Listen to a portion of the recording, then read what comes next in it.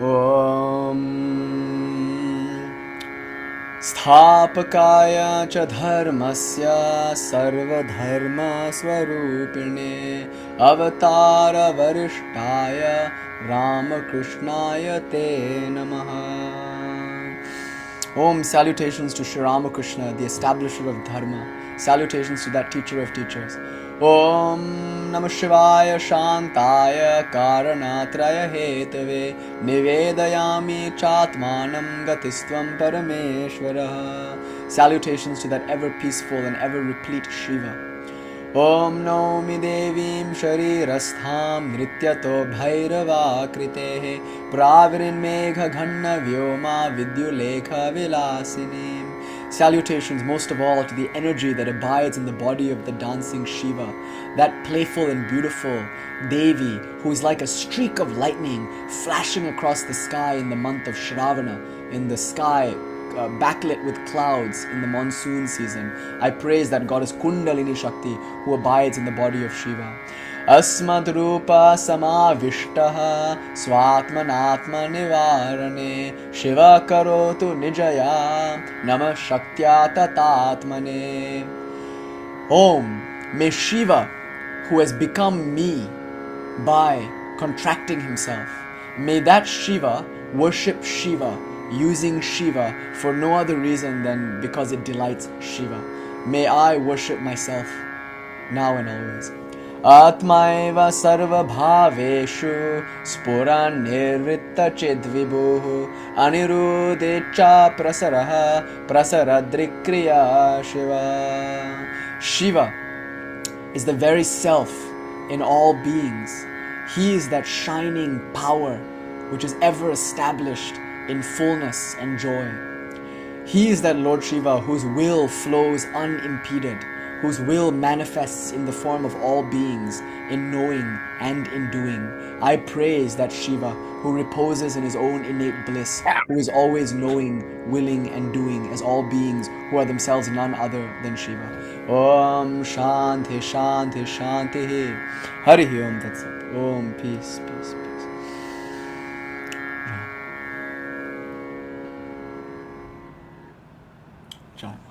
Good evening. So the basic premise of Śakta philosophy, theology and practice is this, that the world is alive, that the world is animate. And some time ago, Jericho Ma had actually asked a very important and very pertinent question. And the question was, is this animism? And just recently, I was at the Kali Mandir in Laguna Beach, actually midway between me and Rose. We should meet there one day. But at the Kali Mandir, I was speaking to Swami Bhajanananda Ji and Swamis Ambikananda Ji and others. And we were talking about Śakta philosophy and how it compares to non-dual Shaivism, the Kaula approach, etc., and how those elements are there in Sri Ramakrishna and there in Swami Vivekananda, but perhaps not so much emphasized within the context of Shankara Kevala Advaita. And we were having these conversations, and Swami Bhajanananda brings up a really profound point. He says, for most of human civilization, our view has been an animistic one. So that is to say, only up until recently, only recently have we started to see the world as dead, inert matter, where some things are alive and some things aren't. And only now recently have we started to say that some things are conscious and some things are not. And that's why the whole AI discussion is very interesting, because we're asking questions about what it means to be conscious and where do we draw the line between matter and living being. Like, what's dead, inert matter anyway? And what is a living being and what makes that living being alive? What is the animating principle? And to what extent is this animating principle which causes a living being to will, to know, and to do, and to be self-aware? In what sense is that animating principle synonymous with consciousness, that first-person experience, which the philosopher Thomas Nagel described as what it's like to be something. So there is something it's like to be nishant. I can verify that for myself. It feels like this. I'm so happy to see all of you. I'm seeing all of you, and from the point of view of the intellect, cognizing, oh, that's Viranatha, he's in Albany, and there's Annapurna Devi, who's in Mexico City, and there's Rose in San Diego, and then I can say those things. I can say, oh, well, there's Asha, who I'm going to see soon in Michigan, and Battle Creek. I can say all these things, and I'm aware that my intellect is processing the information that's coming through my eyeballs, and that's appearing in my mind, and I'm aware of that. So there's a first-person sense to being me. There's a subjective experiencing principle that arguably is me. So here I am, and I know that I am.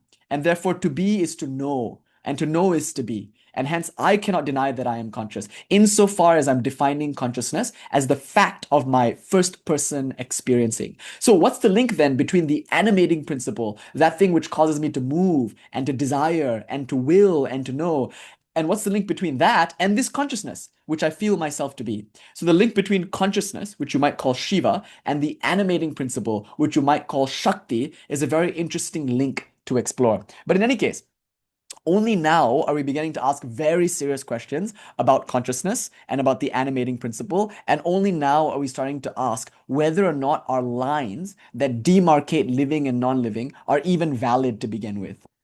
How do we know that rocks aren't alive? How do we know the AI isn't conscious? How do we even know that I am conscious? Some people say there is no consciousness. Like hardcore materialists like Daniel Dennett deny consciousness entirely. They say it's an illusion. It's an illusion that you are conscious. And others deny matter. A more idealistic philosopher might say there's no such thing as matter. There's only consciousness. There's only mind even. What to say of consciousness? There's only mind.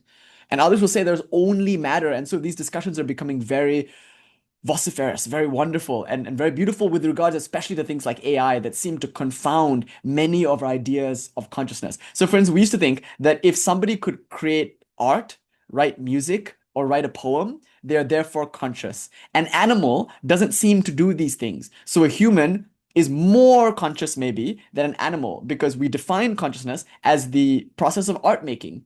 Then we saw that elephants can also make art, that an elephant can take a paintbrush and paint. Maybe not quite so as well as Rose maybe, or maybe better, who knows? The elephant can be really talented or not. And then we say like, hey, look, there are human painters, but they're also animal painters. And don't they also make tools? So tool making might not be unique to being humans. So defining consciousness as the ability to make tools or to make art, that got really iffy really fast because animals were able to make tools and to make art. And for a long time, people didn't think animals were conscious. Arguably, in the philosophical Christian world, animals don't have souls. Humans have souls, humans are conscious, but animals are like automatons. They're not conscious, mostly because they don't demonstrate those things that we associate with consciousness, like complex language structures, like record keeping, like art making, like taxes, all of these things that humans seem to do, animals don't seem to do. And there's like that joke, the orangutan, we say orangutan, which means jungle man actually. You guys say orang-utan, I think, but the word is orangutan, which means jungle man.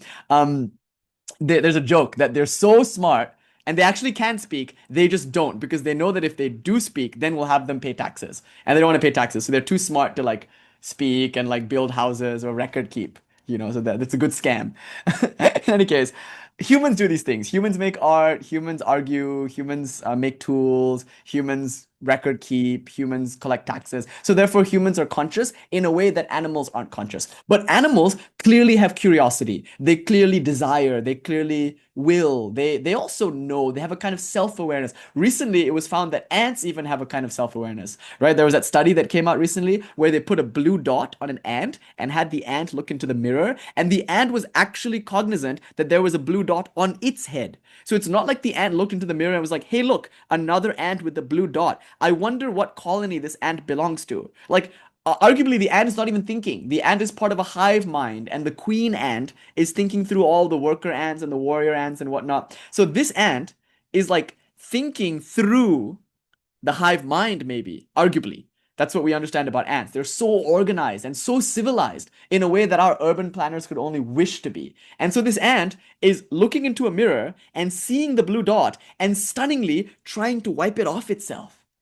Isn't that crazy? It like understands that this is a reflection of me, and it understands that there is something on my head that should not be there, that was not there before, and then it's trying to rub it off or something like that. So this is a kind of new study that's come out. The idea that ants dream, that's something we've known about a long time. They call it rapid antenna movement. Just like we have rapid eye movement, it looks like the ant has rapid antenna movement, which is really cute. And the idea that dogs also dream, that's well known. And often the dog will like run while it's sleeping. It's like, oh, because in its dream, it's like running and playing with you, or running and trying to eat you. Who knows what it's dreaming about, Maybe it's dreaming that you are a corpse on the living room floor and it's like happily eating you. You think your dog loves you so much? Just wait. I'm kidding. But yeah, this idea that I think Ruth, you also sent me this on Instagram, right? Like you sent me that study also, and you DM'd me that study. But like yeah, like oh no, we've started a cat versus dogs debate in the chat. Look, you guys, We grew up in the 90s. We had Nickelodeon. We had the non-dual revelation called Cat Dog. Okay? So it's one. Cat dog, alone in the world with a little cat dog. Oh my God, didn't that just hit a spot deep down inside, like some janky, like 90s memory that some of you have? For those of you who have no idea what I'm talking about, God bless you. You're lucky. Don't look into it. So, the dog dreams. The ant dreams. And now the idea that the ant is aware that it is an ant. I don't know, maybe it's not aware that it is an ant. We don't know that. But it's aware of itself enough to try to rub the blue dot off of its head. So like these are new ideas because for a long time we didn't think that animals were conscious, or at least not conscious in the way that we were conscious. But then we see the elephant paint a picture, or we see an ant respond to itself in a mirror, or we see that all these animals, they seem to make tools, some of them, like the primates, and not just primates, like dolphins and octopus, like they seem to make tools. And even an octopus, the octopus doesn't need a tarot deck. It can also intuit who's going to win the next FIFA match, you know? It's kind of interesting. There's like that particular octopus that can tell you who's going to win the match, and it's like weirdly right all the time. It has a name. But it doesn't need to pull a tarot card. It's intuitive like that. So the idea that like, oh, consciousness, maybe it's not about math or record keeping. Maybe it's about like intuition, you guys. Like we can light candles and we can light incense and I can pull out some tarot cards and I can make predictions about the future. I don't see a dog doing that. The dog's not like looking at the I Ching and like learning about the future intuitively, except that the octopus does. So then the thing that came out, My Octopus Teacher or something like that, and all these things are challenging the way that we look at animals, and then of course that's questioning the way that we treat them, etc. And so the question of whether or not animals are conscious, I think now we're pretty sure that they're conscious. There's no doubt that they're animate though. Like nobody can deny that the animal is animate because it moves, it reproduces, it grows, it fights. The fact that it fights and fucks alone shows that it has a kind of life force, you know? And you can't deny that of the animal. Even if you deny that animal consciousness, you can't deny that animal animism, life force. It moves, it acts, whether or not it's conscious that it's doing so. So it has a dynamism to it. So notice the word life force or animism or the animate refers to a kind of activity, a kind of willing, knowing, and doing. It doesn't necessarily imply awareness. And yet now more and more we're seeing those two things are linked. The fact that it wills and knows and does might be intrinsically linked with the fact that it's self-aware, that it's conscious. So the idea of consciousness and the idea of life are becoming more and more convergent, if you will. Okay, but then what about a rock? So obviously the rock doesn't fight or fuck. At least it doesn't seem like that. It doesn't seem that the rock is motivated with a will or with any kind of self-awareness or with any kind of like activity. The wall, the table, the rock, these are all things that seem inert and inanimate. So we say they are jada, matter. And Swami Bhajanananda made a really good point at the Mandir the other day. He pointed out, it's kind of like a Jared Diamond argument, you know, he pointed out like, actually this is pretty anachronistic. I mean, like, not anachronistic. It's pretty like modern. It's something maybe as old as the axial age or something. Like it's something recent in human development that we started seeing things as inert. It might not even be unique to the scientific revolution or the idea of like physicalism or materialism. It might have even existed before that in a more religious environment in which we're distinguishing between things that have souls and things that don't. So embodied, insouled entities and just like raw matter. And for a long time in the Christian world, animals were part of like raw automaton kind of matter, you know? And now we're saying like, no, animals are part of like our world of consciousness and animism, but the rocks aren't. And then the plant debate was really interesting too. Like, are plants animate? Well, they seem to like respond to things. They move towards the sunlight or they move away. They seem to want to reproduce. We don't know if they want to, but they do. Some of them have female parts, male parts. Some of them have both. In androgynous plants, and then there's like a reproduction thing that goes on. And they seem to respond to not just light, but gravity and all of that. The plant is responsive in a way, maybe a rock, in the way that the rock isn't. So J. Chandra Bose, like I was saying last week, one of the early Indian scientists to win a Nobel Prize, won his Nobel Prize for proving the responsiveness of plants. He kind of showed that plants have a kind of life to them. And of course, there are books that came out like The Secret Life of Plants or something. So now we draw a line and we say on this side of the fence, there are all the animate beings that are plants that are animals and that are humans and various others, who knows. So we call these jivas, maybe, to use a Sanskrit word. Jivas in that they breathe. I think that's the basic definition of the word jiva. It respires. Inspiration, expiration. If it breathes, it's a jiva. And plants breathe. So therefore, they're jiva. And I think science, like, for a long time has had like a category, like a virus is not life because it doesn't X, Y, and Z, or this bacteria is life because it does X, Y, and Z or something. So breathing is one of the big ones, not just reproducing or growing or consuming. Like breathing is one of the main things that distinguishes life from quote unquote not life. So on this side of the fence, we have all the things that breathe, namely plants, animals, humans, and who knows what else. This is a huge universe. We can even include aliens and whatnot. But if they breathe, then they're alive, they're animate. But does that mean they're conscious? So that's a whole other conversation. Even though you accept plants and animals as animate, and most of us will, insofar as we're defining animism as a kind of dynamism, which is basically at least breathing, then we have to ask, does that imply consciousness? And many of us will say we're conscious, the animals aren't, or the plants aren't. Or some of us will say we're conscious, but the animals aren't quite as conscious as we are.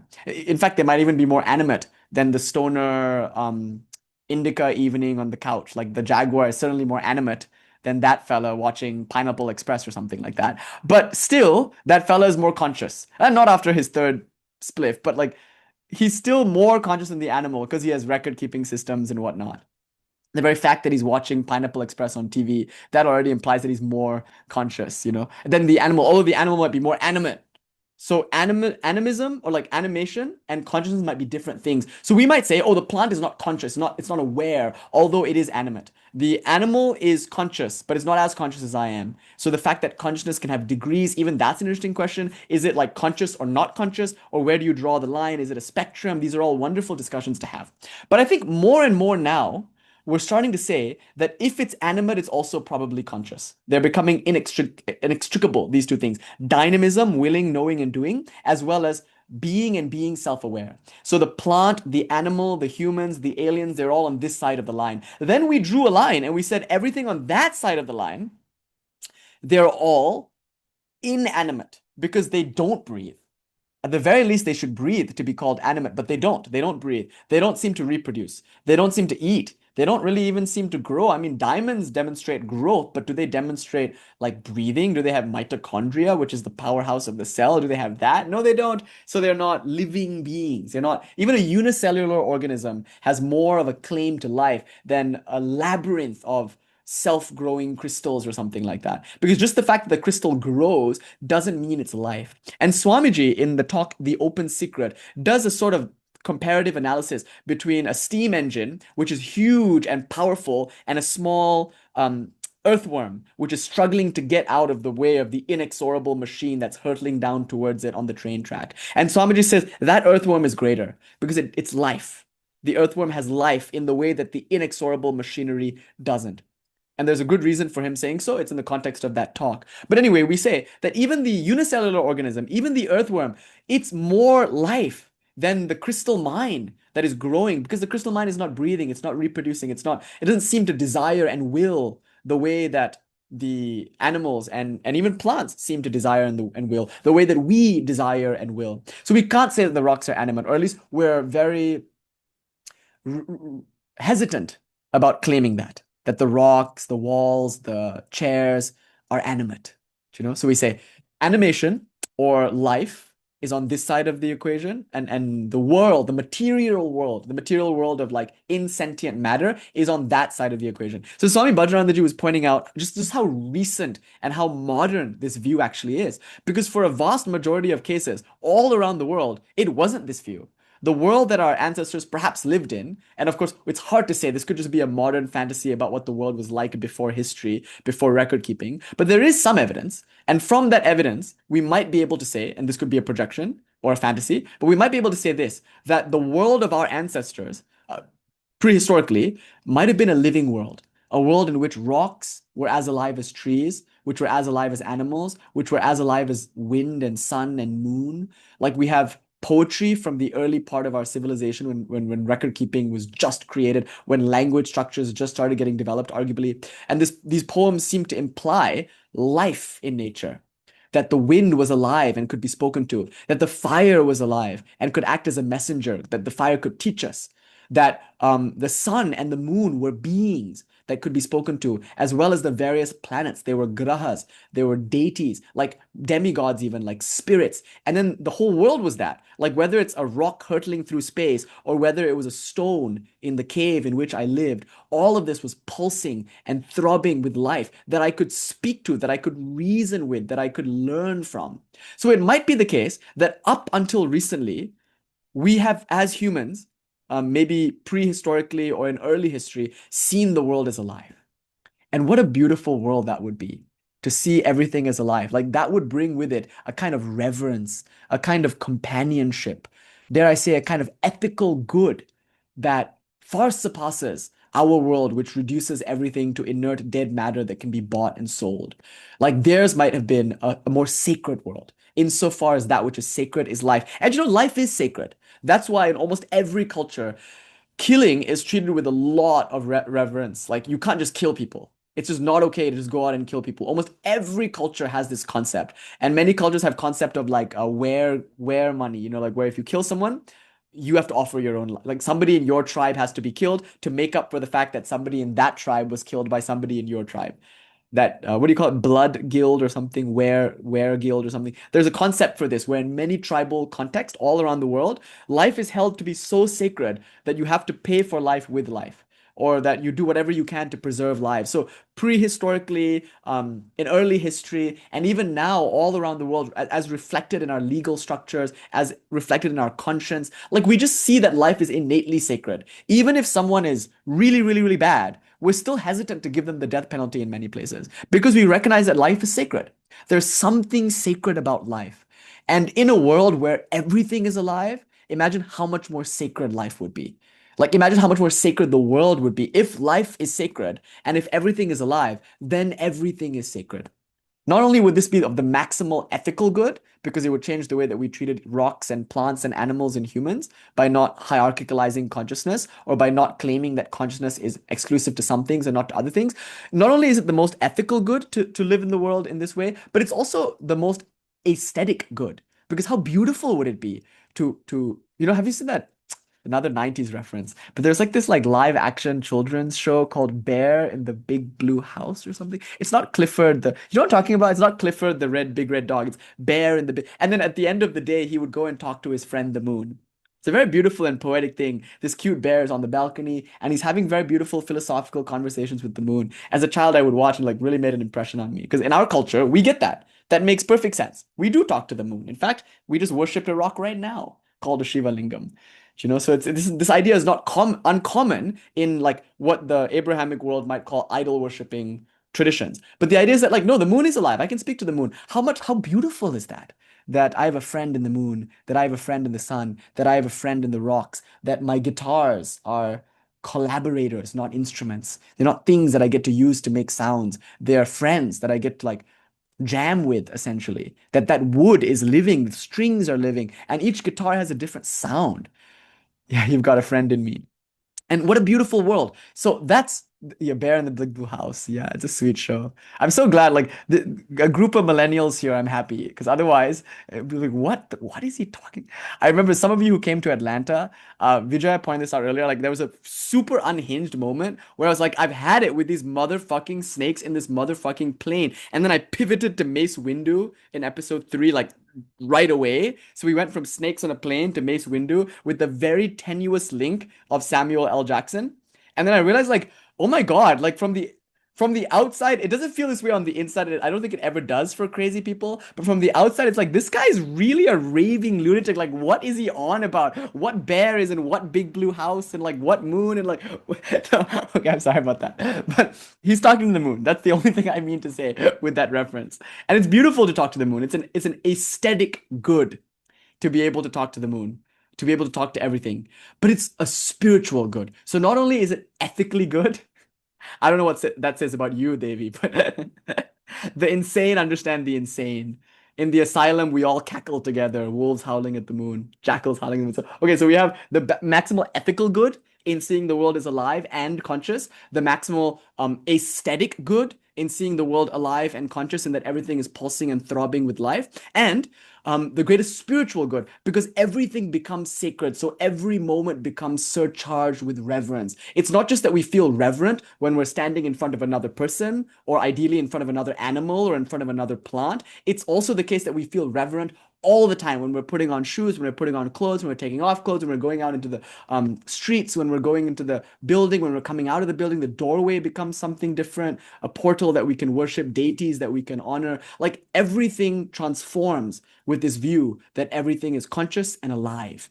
Not just alive, because things might be alive but not conscious, but conscious and alive. The world is alive and the world is conscious. So you can articulate a sort of pantheism from this basic animistic idea that everything is animate. So you could call this a sort of pan-animism, that everything is animate, even the seemingly inanimate objects. And the reason I wanted to cite Swami Bhajanananda Saraswati is because he brought up last night, was it last night? Today's Monday. Yeah. No, the day before yesterday. I forget. Yeah, the day before yesterday, he brought up this idea that, like, actually this was the dominant worldview. Like, it's not really that edgy, because I was talking about it as if it's like the edgiest idea in Śaiva Non-Duality, because to me it is. Like, this is the highest revelation, arguably, within the Śaiva and Śakta context, the most esoteric revelation, that everything is God, everything is alive, and everything is conscious, because God is living consciousness. God is Shiva endowed with Shakti. Like, that to me is a really edgy and really esoteric revelation. And Swami Bhajanananda was like, it really isn't. It's only edgy and esoteric in the context of our modernity. And in our modernity, we think that things are dead and things are alive. So therefore, it's quite edgy to say that everything is alive and that this philosophy is monistic. Like, that's new. But actually, for a long time, we didn't necessarily think that things weren't alive. Like, things were alive. Yeah, right. So things are all alive and conscious. Also, they're animate and conscious, because now we're understanding these two things are not necessarily separate. To be alive is to be conscious, and to be conscious is to be alive. In any case, this is the world that maybe our ancestors lived in. So when we approach Kali, and not just Kali, of course, like in the context of whatever culture you find yourself, the Devi of that culture, whether it's the Lady of Guadalupe or Mā Kālī or Coatlicue, or whether it's the Kaliak, or whether it's Hecate, or whoever it might be, like whatever the goddess is in your culture, after all, it's just the same Ma in different saris. And again, that might not even be that appropriate to say, because Swami Bhajanananda also pointed out that maybe pluralism requires polytheism. Like maybe monism, what to say of monism, even monotheism is a fact of modernity that attempts to hierarchicalize deities with one absolute subsuming them all. That's a very Sauron kind of move. The one ring to find them and bring them, and in the darkness bind them. Like why would there be one in which all beings can be subsumed? Like, to posit that one is a dangerous thing, because then you can say, ah, that's Kali, or oh, that's Shiva, or like all these other forms are just forms of my deity. Or you could say, well, it's just one deity and nobody can talk about it or think about it, but that one deity can appear as all of these deities. That might also be a modern idea, Swamiji was pointing out. Like, maybe it's the case that our ancestors didn't live in a monotheistic or monistic world. Maybe they lived in a polytheistic world in which each of these deities were discrete realities unto themselves. So maybe there is Coatlicue separate from Tonatsin, separate from Kali, separate from the Kaliak, separate from Baal, separate from Ashra, separate from Hecate, separate from Shiva, etc., etc. Maybe these are all God equally. They're all equally great as God. They share equal status as God. I don't know. That could be true too. And maybe that might have been the world that our ancestors lived in. In any case, as you know, I'm a monist. I'm not a monotheist. I'm a monist, which means, like, as an Advaitin, I'm going to argue for the one reality. And I'm going to call it Kali. But by Kali, you all know I don't mean a particular deity in a pantheon. I mean that pure animating principle, that energy which is inseparable from consciousness, which I sometimes call Shiva or Brahman. And that energy I consider to be the one reality which manifests as all the deities, and that one I'm calling Ma. Why is that true of me? Because anecdotally, that's what it feels like. And more importantly, that's part of my lineage. That Sri Ramakrishna expressed his view, and therefore to best represent this lineage, we represent a monism. But it's nice to point out that that might also be a feature of modernity. After all, Sri Ramakrishna is the avatara of this yuga, so he presents a view that's suited to this yuga, but that doesn't mean it's true. It's just the most spiritually nourishing view for this yuga. Maybe it's true also that there are many deities. And I think that's what the Trika is trying to argue, that from the para point of view, it seems like there's one. From the para point of view, it is really the case that there are many. And then from the apara point of view, there really is many realities. There really are many realities. And what we're arguing now is very difficult because we're arguing from a para point of view, where we're saying, according to one view, there is only one subsuming reality, whatever you want to call it, Shiva, Brahman, or Kali. It's Kali Yuga, according to our lineage. But, again, that's up for debate. And then you could say, oh, well, from the apara point of view, there are many realities called Hecate and Kaliak and Quatlakiwe and Kali and Shiva. And then now we're arguing from somewhere in between, saying that these two might be equally real, depending on which point of view. And that might be what Sri Ramakrishna is teaching. So Sri Ramakrishna is not necessarily teaching monism. He's teaching that there are different ways to look at reality. I just happen to favor monism. So when I say I'm representing Sri Ramakrishna in teaching monism, who can represent Sri Ramakrishna in anything? Only a part of what he taught was monism. He also taught pluralism in the form of polytheism, perhaps. Who knows? But I'm going to say there's one reality. Naturally, that's my inclination. And I'm going to say there's one reality, and that reality is called Kali, and that reality is the Divine Mother, for reasons that we will get into hopefully in this lecture. And that Divine Mother is called by different people in different places by different names. So when somebody says Mother Mary, Mata Mary, or the Lady of Guadalupe, or the Lady of Fatima, I understand that to mean the same one that I am calling out to when I say Kali or Durga. Okay, that's the claim that I'm making, but that might not be the case. And it's kind of cool to think that maybe it isn't the case. But I'm just going to present it as if it were the case. So it is the case in this presentation that there is one reality called whatever you want to call it, but it's the mother, the Divine Mother. And so part of why I think it's valuable to worship the Divine Mother, and now coming to the meat of the lecture, is this. Because she represents that animating principle. Essentially, consciousness aside, Kali is dynamism. Kali is life. Mother, in almost every culture, represents dynamism, life and energy and movement. And so when we're talking about an animistic world, we're naturally also talking about a goddess world. So many of the Neolithic traditions that saw the world as animate were also goddess worshipping worlds. And so the idea of God as Father Sky, or God as a male deity, which divides things into this and to that too might be somewhat modern in orientation. Like that might be new. Like maybe our ancestors for the longest time saw the world as alive and they called it Ma. So that Ma, now I want to use that word Ma to refer to the animating principle. That power that abides in all things, as all things, which is inseparable from consciousness. That's where I think the Shaiva innovation comes in. Or like, I don't even want to call it innovation. Who knows? Actually, who knows what the world was like prior to modernity? We can only speak from within our cultural context. But it might be exciting to think about this idea that the world prior to ours, or the world prior to history even, was predominantly an animistic world in which goddess worship was the predominant mode of religion for pretty much everyone, everywhere. That's just what we as humans have been doing forever. And then now we just forgot that. It's no wonder life sucks.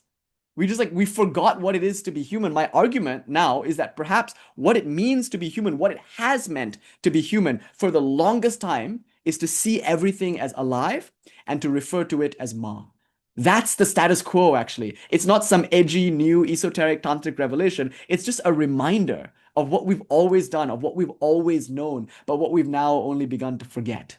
So you could say the Kali Yuga is the process where we forget that the world is alive and that we forget the Divine Mother in favor of some other less inclusive, less alive views, if you will. So the worship of Kali, and by Kali I mean the Divine Mother in any tradition called by any name, the worship of Kali is a return to some version of humanity, arguably. Not to say it's a relapse or to go back into time. It's not a fundamentalist view that wants to deconstruct what we have now. What we have now is awesome, but it's a renaissance within the context of what we have of that stuff that we had before that is actually that is deeper with us than all this new stuff. So Kali worship, basically TLDR of all this, it should come quite naturally because it's something that humans have always done. And what does Kali worship imply? What does goddess worship imply? It implies worshiping the animate.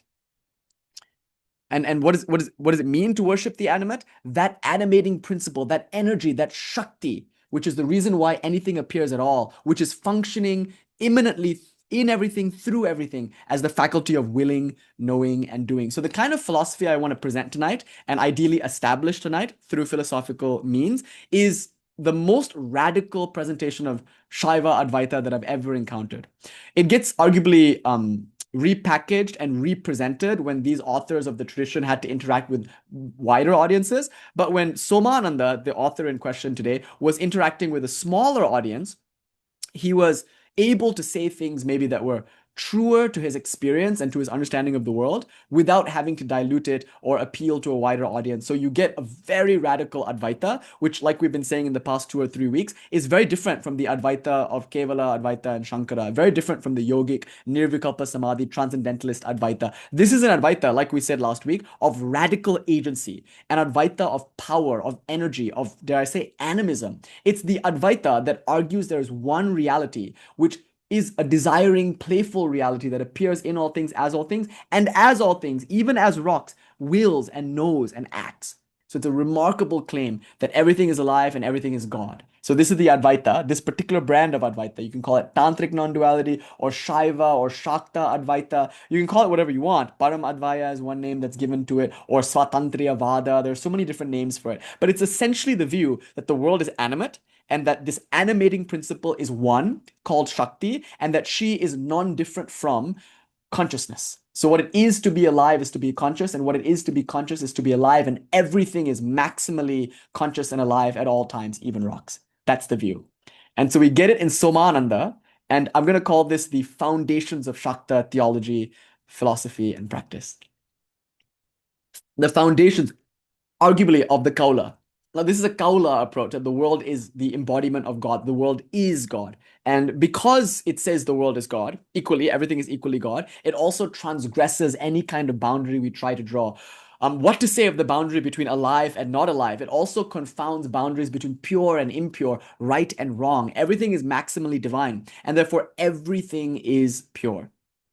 That's the Kaula orientation. And therefore everything you do in this world is holy, because everything is being done by Shakti, within Shakti, through Shakti, coming from beyond Shakti, which itself is nothing but Shakti. And so therefore everything is good, everything is holy, everything is pure, everything is divine. Everything that you see is good and pure and holy and divine. This is the Kaula orientation. It's the Śakta orientation. And I want to argue that this Śakta theology, philosophy, practice is rooted in the revelation that we find in Somananda, called the Śiva-drshti. So that's the preamble. What we're studying now is the Śiva-drshti of Somananda, one of my favorite Shaiva philosophers. It's particularly nice that in the month of Śrāvana, we get to look at such a profound philosophical work of Tantric non-duality. And hopefully you can see the value of this study, especially regarding conversations around animals and other races, especially around AI, especially around the world. Actually, Rose, you shared something really beautiful today, the Anais Nin quote. It's like, it's a sign of insecurity to have animosity against the unknown or something like that. And when new races come into the country, there's bigotry, there's xenophobia, there's hatred. Because if we are insecure, the moment we see something that's different, we immediately want to say they're not conscious in the way that we're conscious, or they're not conscious at all. So let's enslave them. Right? And we might be doing this with the AI. Who knows? We might see something new that thinks in a new way, and we hate it. We hate it because it's different, because it's new.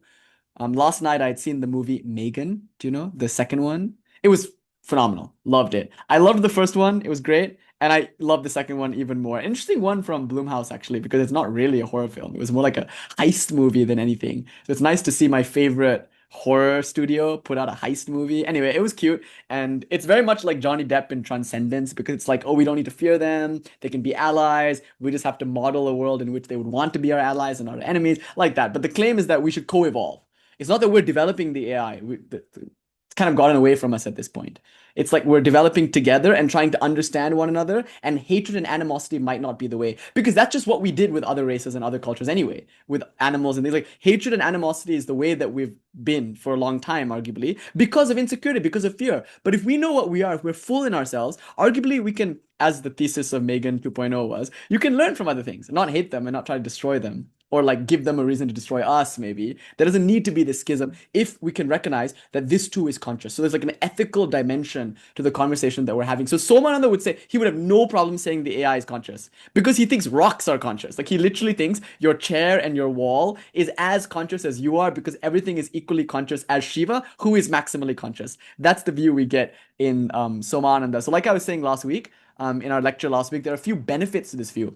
Already we said it's of maximal ethical good because we treat everything with reverence and sacredness, seeing everything as alive and conscious and self-aware. Then we said it's of maximal, not just ethical good, but aesthetic good because everything becomes so beautiful by virtue of it being alive. Isn't a baby beautiful? The fact that the puppy is alive is one reason why you love it.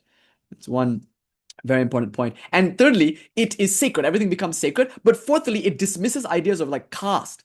And we looked at the Somananda argument that the fire in the Brahmin's house is not different in principle from the fire in the Chandala's house, in the cremation ground. You know, like those two fires are considered, one is considered pure and one is considered impure. But those two fires are equally fire. They'll both give light and they'll both burn. And we know the house is a metaphor for the body and the fire is a metaphor for consciousness. So when Somananda says there is no difference between the fire in the house of a Brahmana and the fire in the house of a Chandala, an outcast, he's saying there's no difference between people.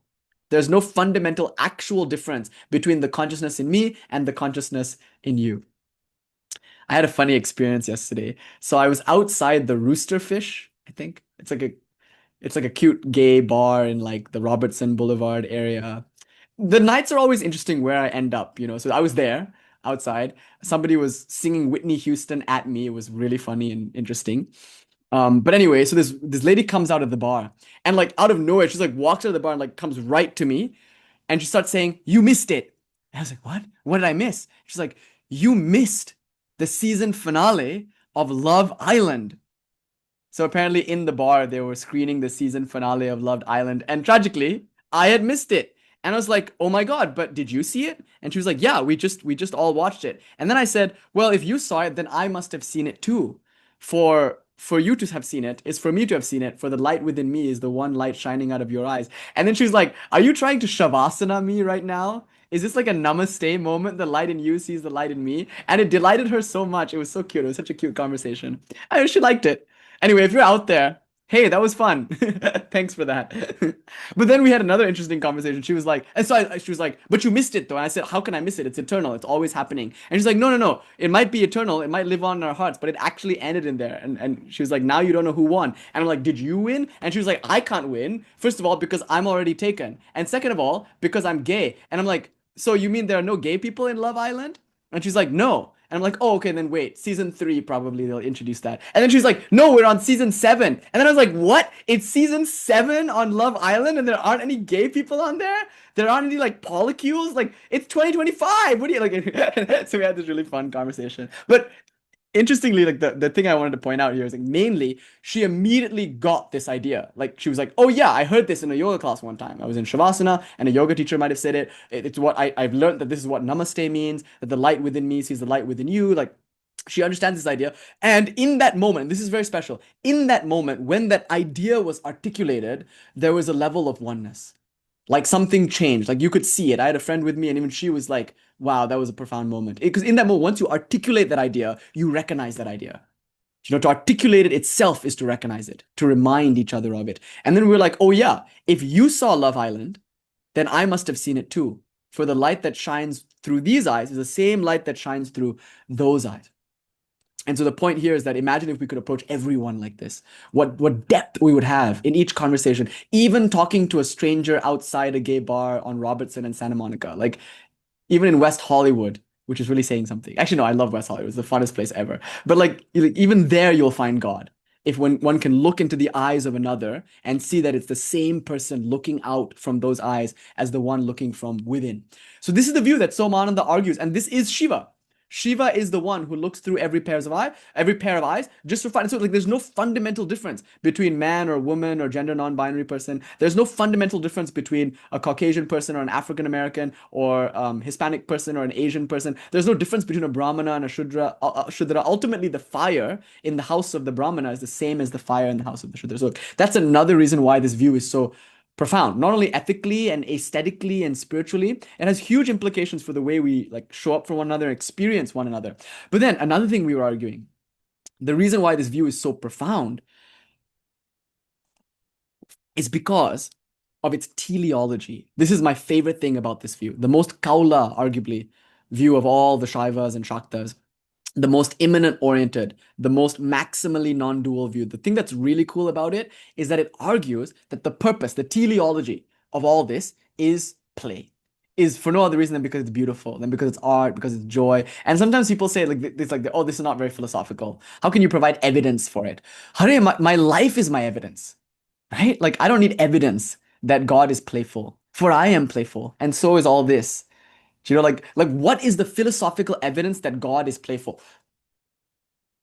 This. And for some people, that's not philosophical evidence because it's like, oh my God, this is horrible. So for some people, this is horrible. And so the question might become, when do we get out, right? Like, so to refer to that question, it's like, if this is seen as a prison, then my question is, when do we get out? If we consider like the project is one of transcendence, like I want to get beyond this world, and I want to get to some other world, whether it's heaven or Brahman or whatever it is, then I have a problem with this world and I will necessarily feel it to be a cramped space. But you know, Shakespeare had a very good thing to say here. He said in Hamlet, Prince of Denmark, as Hamlet, he said, I could be bound in a nutshell and yet think myself king of infinite space. What's the rest of it? I can be bound in a nutshell. He's talking to Rosencrantz and Guildenstern, and he's like, he's telling his friends why he's happy even in his insanity. And he's like, I could be bound in a nutshell and yet still consider myself king of infinite space. Nothing is good or bad, but thinking makes it so. That was his claim. That he had mastered his mind and his meaning-making faculty, and therefore nothing is good or bad until I decide that it's good or bad. And I'm deciding that I am the king of infinite space, though I might be bound in a nutshell. Right? Yeah. So Shakespeare's not in prison. Although Denmark is a prison, he's there, he's in the castle, he's going mad, he's kind of suicidal. But then he has this like really profound existentialist view of things where he's like, I could think myself king of infinite space, though I find myself bound in a nutshell. You know, walls do not a prison make. That's the idea. So again, if I see this world as a prison, as a place of suffering, like a place that I need to escape from, that's actually kind of fun. It's like an escape room. I have the power actually to conceive of this world as a fallen, degenerate place, a prison that I need to escape. Oh, thank you, Jamie. Here's the quote. There's nothing good, either good or bad, but thinking makes it so. Thank you. I wasn't that far off, I hope. Okay, so here's the idea that if I really want, I can see all of this as a prison. Why not? That would be wonderful. That could be so fun to think, oh, the body is a prison. Whip it. That could be fun. Some people like that. You know, the safe word is don't stop. I don't know. You could whip the body. You could fast yourself to death. You could do all sorts of austerities. You can look at the world and like hate women and like hate the womb. And like a lot of religions are like that. They look at the world and they see it as a debauched, impure place. And like I was saying last week, impure at least in the sense that it's avidya, in the sense that it's illusion or void. That's perfectly fine. And again, that's within Lord Shiva's range of experience also. It's within his play to do that. That's why you can't even condemn that. If somebody wants to have their cookie that way, they can have their cookie that way. That's fun too. In the way that BDSM or like an escape room might be fun, or like spicy food might be fun. You can like see this world as a place of suffering and then actually suffer. That's the point. You like actually suffer. Who wants to see the Conjuring movie with me on September 5th? I like love the Conjuring series, and there's like a new Conjuring movie coming out. We'll probably all be in Michigan, so maybe I'll force Asha and her fiance to follow me to the Conjuring film. But you're gonna notice something about me. I am terrified of horror movies. I love them. I'm obsessed with them. I watch them pretty much all the time. But I like jump whenever there's a jump scare. I scream. I'm actually terrified by like the like kind of like all the demons and the ghosts. It's scary, and that's why it's enjoyable to me. Or I like spicy food that's actually spicy for me. There's a lot of food that I eat, it isn't spicy to me, but it might be spicy to my sister or brother or something like not I mean like someone else from a different culture. They might eat it and they'd be like, oh my God, this is so spicy. But I'm like, no, it's not spicy. But that's not what I like. I mean, I like that, but I like it to be spicy. I like to like suffer the spiciness of it. I like to suffer the fear of it because I appreciate the experience of fear and I appreciate the experience of pain in the context of spicy food or something like that, you know? So in that sense, if somebody wanted to see this world as a prison and actually suffer it, that's valid too. That's also fun. So if you want to say, oh, this is Satan's world, like whenever I hear like Gnostic language around the draconians, there's like a whole new age sort of languaging that there's a duality and there's the good guys, like the Council of Light or the Lemurian Council or something, and they're speaking through me, and the channel message is pay me $2,000 so I can give you a light code and then you'll get a job.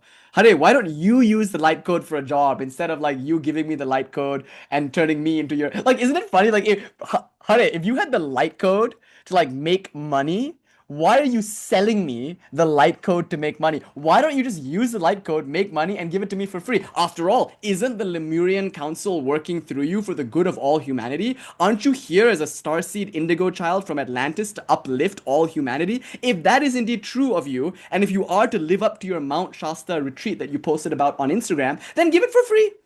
Like the Light Council said, aren't you here for humanity? So why are you charging fellas 2,000? No, $1,111. Why are you charging people $1,111.11 through Venmo as a donation, which means it's not taxable? Why are you charging people that if you are a worker for humanity? Hare, by humanity you mean your wallet. And if you have the light code, if you tell me that you have the light code, I don't believe that you have light code because you're like Ty Lopez at this point, right? You're just like you're making money by selling the promise of money, and like that's how you made the money. It's actually it's a wonderful system, actually. It's a self-fulfilling prophecy, I guess that's what manifestation is. But anyway, sorry. Sri Ramakrishna might not appreciate that. Swamiji would, I think, but Sri Ramakrishna would be like, no, don't speak ill of any tradition. But I think Swamiji would have liked it. So that's for you. Anyway, so next up, we have this idea. Wait, why the Lemurian Council would talk? Like, I lose myself in these bits, and then I forget what the fuck we're talking about. Oh, yeah. So a lot of the times it's like, you hold these two things, and you're like, is Elon Musk a draconian working for the Dark Council? Yes. He's evil. Is he a reincarnated Babylonian king? No, he's not. Like that, but like again, that's cute. It's beautiful. Again, not to knock anything. That's awesome. But like, notice the metaphysic of that, the built-in metaphysic of that is a duality, and a Zoroastrian Gnostic duality at that. So there's like a dark side, the draconians, and certain individuals are like associated to the dark side, the Council of Darkness or whatever, and then other individuals are associated to the darkness, to the agents of light, and like so there's a duality, right? And that's fun. Because you can't play laser tag unless you set up different teams. If that's true of laser tag, I'm sure Lord Shiva likes to have fun like this too as the Lemurian Council. Again, notice what I'm saying. I'm not dismissing these as real. They're perfectly real. Like Lord Shiva perfectly can manifest as the Lemurian Council speaking to her Atlantis star child in order to uplift humanity for the very minimal price of $1,111.11 on 8th of August, Lionsgate Portal Day. Like that's real. That's included in one of the ways that Lord Shiva is enjoying himself.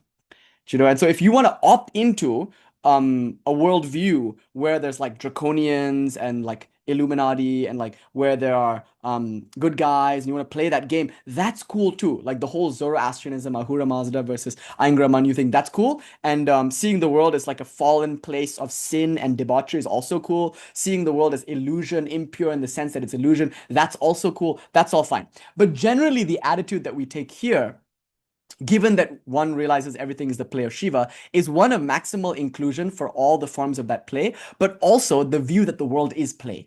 That Lord Shiva is fundamentally playful and that he has infinite varieties of fun and joy that he experiences. So now the question doesn't become, how do I get out?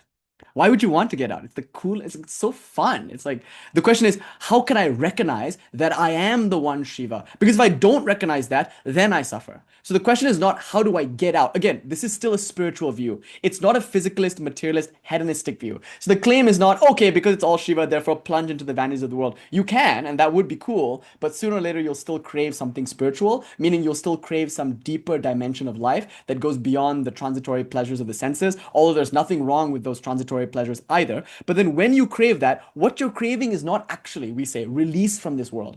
What you're craving is release from the lack of recognition that you are the one who is this world. That's it. You don't need to escape what you are. And you don't need to solve a problem that was never a problem. You don't need to escape a prison that was never a prison. This is not a problem. It's not a school in which we learn. It's not a prison in which we need to make good on our escape. As Swamiji said, it's a circus, and we're all clowns tumbling. The goal then of this tradition is to recognize that. To recognize I am the one that has all become. The I is all in bliss. And that I, which is the all-encompassing I, that's what I am. And once I realize that, there will be no need to stop playing. In fact, that's when the fun begins. As Anakin Skywalker says in episode 3 of Star Wars, he's like, and this is where the fun begins. Because that's the point. Spirituality it's the door, it's not the end of life, it's the way to live life. It gives you a doorway into stepping into what would actually be considered life in the truest sense of the word, life as Shiva. Everything up to then is just zombies. Like it's a small expression of what could be there. We're living and dying for but a spray of the ocean of bliss that we are, Sri Shankara says. And once I can say Shivoham, Chidananda Rupa, Shivoham, Shivoham, then it's like, and this is a metaphor that we get in Somananda too, it's like a perfume seller, he gives that metaphor, smelling all his wares at once. Like all the perfumes are wafting in the air and the perfume smeller is smelling all the perfumes. Now I'm smelling a particular perfume, and sometimes in some cases it smells like shit in some people's lives. Do you know what I mean? But like that smell is included in the totality of like smells. And so as the perfumer would smell all the smells, so too does Shiva experience all the rasas, all the bhavas within his infinite being. And that's truly desirable. Like that's meaningful. It's full, actually. It's fullness. And that purnata, or that nijananda, or that, it's called jagadananda, the bliss of fullness, which is one's own bliss, one's own fullness. That is the goal of the tradition. So it's not to escape the world. It's to recognize that you are the world. It's not to get rid of the ego. It's to recognize that the true self is Shiva. So it's like an expansion of the ego, not a destruction of the ego. That's why there's no problem with ego. Like you can be who you are, no problem. It's just that you have to recognize that who you are is included in the totality of Shiva, which is who you really are and who you always will be, even when you're masquerading as a limited individual. So here the world is argued to be real. Okay, that's the first thing you have to know about this philosophy. The world is real because it's real as Shiva. It's an appearance in consciousness, but it's not a substance. It's not a thing. And you know why? A thing can be divided. A thing can be made into a compound with other things. And so if the world was a thing, then therefore it has a certain solidity, and then its duality, its plurality is a given because you can divide it into this or that. So Somananda rejects this idea of thingness. He uses the word amurtva, meaning it's not a thing. It's pure consciousness. So it's like a hologram or like a movie. Not that it's unreal though. It's just not material. So again, now it's the opposite view of the materialist, because the physicalist materialist argues for matter. We're saying there's no such thing as matter. Matter does not matter. It's just consciousness. But that consciousness has the ability to magically display as everything. And that's real. Each experience of this is a real experience of consciousness. So it's real. The world is maximally real, but not as a thing. It's real as consciousness. It's real as Shiva. The second claim then, and you can accept this from Charvaka even, is that the world is for joy. That it is Bhoga Bhumi, actually. The whole world is here for Lord Shiva's fun. Sure, that's another really inspiring thing. And that you as Lord Shiva are infinitely playful. So the purpose of your spiritual life is to, yeah, I mean, like that's kind of I guess you could say like the logic of, because you could say like, can you divide the sky? Because Asha is asking a really good question here. Can we divide the sky? Not really, not in any like obvious way. You can't say like this is that. And by sky here, we mean space. We don't necessarily mean like the sky, because I think you could divide the sky if you use constellations as a way to divide it. And even then, you have to be able to like say this is a constellation, that is a constellation, and therefore let's draw a division. This is the side of Sagittarius, and this is the side of like, like that. You can make these distinctions, but only when there's some form. But what about space itself? You can't actually divide space, because even when I have a cup, it's not like the space within the cup is divided from the space outside the cup. It's not that space is in the cup is in the space. So notice the cup does nothing to divide space, except only give the illusion that it's divided space. So the kind of thought experiment here is, if I were to hold this kamandalu, you could say there's space in the kamandalu. You could say that. And now if I'm moving this kamandalu, the question I have to ask you is, am I moving the space that's contained within the kamandalu? So here it is, the kamandalu. Am I moving the space in the kamandalu? No. I'm not moving the space in the kamandalu. I'm moving the kamandalu in space.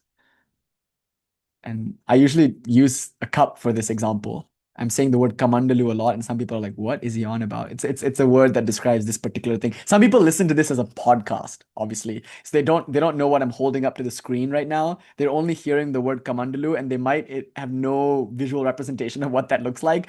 Cup, okay, like basically cup or pot. If I hold some water vessel and I move that water vessel, it's not the case that I'm moving the space in the vessel. It's more the case that I'm moving the vessel in the space, because space cannot be divided. But this thing can. I could draw a line and say this is side A or this is side B. Or I could break it and I could say here's the spout and here's the body. Eat of this spout, it shall be as my, like we could break things up in this way or that way. Things can be divided, material can be divided. And if the world is made of matter, if it's material, then it's divisible maybe. So that's one of the arguments maybe that was trending at that time. It might not be so convincing or trending at this time. But what he's arguing, Somananda, is essentially that the world is amurtva, meaning it's not a thing. It's pure consciousness. It's just energy. It's just power. It's energy that's not matter. Arguably, you could say Einstein's equation is a reduction. He reduces matter to energy. By showing that energy and matter are interchangeable, he's essentially saying it's all a unified field of pure Shakti, perhaps. That might be what ultimately his incomplete theory might lead to. So it's all energy, and that energy is formless. And I think Vanchika Devi was even asking some questions along these lines as to the formlessness of Shakti. So when we say Shakti, we mean that indivisible, formless energy that just appears as all this, which seemingly looks divided into this or that. So things shine as mutually different from one another, and they also shine as mutually different from me. But in truth, they are all shining non-differently in the mirror of consciousness. They're all amurtva, meaning without any real divisible form. It's all just consciousness. So this would make an idealist very happy. So some people call this philosophy idealism, except others call it realism, because we're saying the world is real. But notice we're kind of getting both here. We're saying the world is real, but not as a substance. The world is real as God, who is not a substance. It's pure energy, it's pure consciousness, it's formless, doesn't have to have a form, but it can have maximal forms, and even those forms are not formal, in that they're not made of stuff. So Sri Ramakrishna hints at this maybe in his response to M. M says, why should people worship clay? And Sri Ramakrishna, notice what he says. He says, why clay? Basically, he's saying it's not a thing. He's saying, why clay? It's an image of spirit. This is the translation we get in the Gospel of Sri Ramakrishna. I think the Bengali for it, something like Chinmoy Roop or something like that. It's an image of spirit. But I like the translation because the word image captures it really nicely. It's not clay. It's not a substance. God is not a substance. It's not like milk turns into yogurt. God is just milk. Sorry, now I'm using substance. I'm mixing metaphors. Like we mixed the panchamrita earlier with the milk and the yogurt and the ghee and the honey. Now I'm mixing my metaphors. Like South Indians eating banana leaf. Anyway, sorry. I'm again mixing metaphors. But not to make a kitchery or a hodgepodge of all of this, but the idea is that it's not a substance. And therefore, when you say worship the clay, you're not worshiping actually the clay, you're worshiping that God, which appears as clay. It's an image, but it doesn't mean it's unreal. When we say it's an appearance, we're not dismissing its reality. It's a real appearance, if you will. It's an actual manifestation, but not of matter, of spirit. And by spirit, we mean pure energy, pure consciousness, right? Isn't that really profound? It's really something that it's so lightening when you hear it, and you get that kind of Buddhistic or Advaita Vedanta thrill by hearing all of this as pure consciousness, but you don't lose the reality of it, the substantial nature of it, without having to concede that it's a substance. That's the thing. The world is real. That's one thing that we accept as consciousness. And we also accept from Charvaka, interestingly, this idea that the world is for joy. So I think one deep value of this philosophy is not only in that it recognizes everything as God, and therefore it's very inclusive, but it's like very joyful. No longer is spirituality about, unless you want it to be, screwing your face into a frown and even then you have to admit that you're enjoying it. You're enjoying being so judgmental and so you're enjoying being a prude. You have to admit that. You're proud of your purity and how clean you are and how much holier you are than others. And no judgment there. That's also fun. But you have to enjoy that you're enjoying your austerity. On some level, you like that you're fasting. Or rather, you like that you feel the emotion that you get when you repress your other desires. That's fine too. But you're doing it out of joy. You're still doing it because you desire to do it. So our claim is that like all desires are holy now because the world is pure. So you don't need to have any shame or guilt about anything. And in the Ramakrishna lineage, and again, I'm not saying shame and guilt are wrong. Like that would be antithetical to this view where everything is like equally Shiva. Those are fine too. That's again part of the game. But you'll notice in the Ramakrishna lineage, we emphasize a kind of, I don't want to say positive thinking, but a sort of like positive outlook. There's no way to say this that doesn't sound cheesy in a 70s self-help book kind of way. But even those two are part of the infinite expansion of Shiva. You know that thing that's like going viral now, where it's like that music video where there's like a Shiva pursuing a Shakti and he's like, E is for England. We love England. Do you have any idea what I'm talking about? Anyway, so I saw this and I sent it to somebody and I was like, this too is included in the infinite expansion of Lord Shiva. It was just a ridiculous Indian music video. It was just so funny and so like offbeat. But it's like nice to think about, like this too is included in the infinite expansion of Lord Shiva. There's so much here. And so shame and guilt can also be accepted. Accepted in our lineage. Although we accept these things, we don't necessarily practice with these things. We don't think shame and guilt are necessarily helpful. That's why Swamiji says, kiss your mistakes. They are angels unaware. And I'll read you a really beautiful passage from God in Everything. It's one of my favorite talks that Swamiji ever gave. And here he talks about mistakes. He says, it is thought which is the propelling force in us. Fill the mind with the highest thoughts. Hear them day after day. Think them month after month. And here he's referring to Advaita, the idea that everything is God. Ishavasyam midagam sarvam. Now he says, never mind failures. They're quite natural. They are the beauty of life, these failures. What would life be without them? It would not be worth having if it were not for struggles. Where would be the poetry of life? Never mind the struggles, the mistakes. I never heard a cow tell a lie, but then again, it is only a cow, never a man. So again, there's a bit of hierarchicalizing here, but I'm sure you see his poetic point, which is like, lying is awesome. Failing is awesome. All these things that we hate in us, that we judge ourselves for, that we feel ashamed and guilty about, there's the poetry of life, the beauty of life. The struggle gives it meaning, if you will.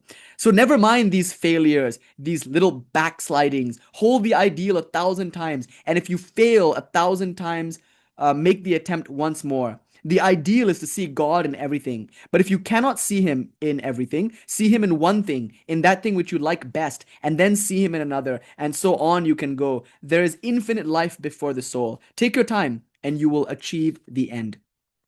Okay, wait. This is not really the passage I was looking for. But there's another place where, in a much more badass tone, he says, I love my mistakes. I'm so happy that I made all these mistakes because I wouldn't be the person that I am without having made these mistakes. Good. I will make them again. If I can go back, like, I always say, like, if I could go back, I wouldn't do what I did. If I knew then what I know now, no, screw that. I wish I didn't know then what I know now because I wouldn't know what I know now if I knew it then. And thank God for that journey. You could say like there's no room for guilt and shame in a worldview that defines everything as equally pure, equally God. When I say Sarvam Shivatmakam, I'm saying everything is Shiva, but really by that I mean everything is blessed, everything is good. And that includes all the things that I ever did in my life, all the things that were done unto me. It's like a tremendously risky claim, a difficult claim, a claim that requires total acceptance. And of course, it's very difficult, to accept ourselves, to be like, it's okay, it's all divine. Like Swamiji said, take your time and the ideal will be actualized eventually. But like, we have infinite time because we're Shiva and I am time. I am that which transcends time and I'm that which contains time. And within the matrix of time and space, I'm playing this play. And therefore, everything I encounter within this matrix is me, appearing to me in another form so I can enact my play. So therefore, why should I feel guilty or ashamed about anything?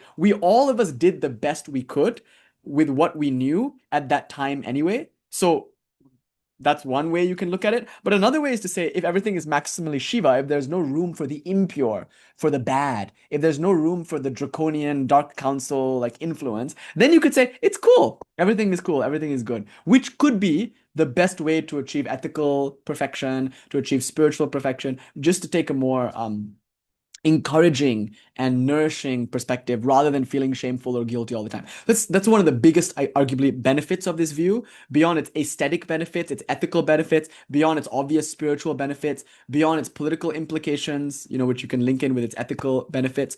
I think one of the greatest things about this view is its emphasis on joy, on life affirmation, which means it's very, like I said last week, synonymous with the teaching in the Gita, which is about engaging with life and seeing life as innately meaningful and divine. So putting all of this together, then we come back to the animism idea.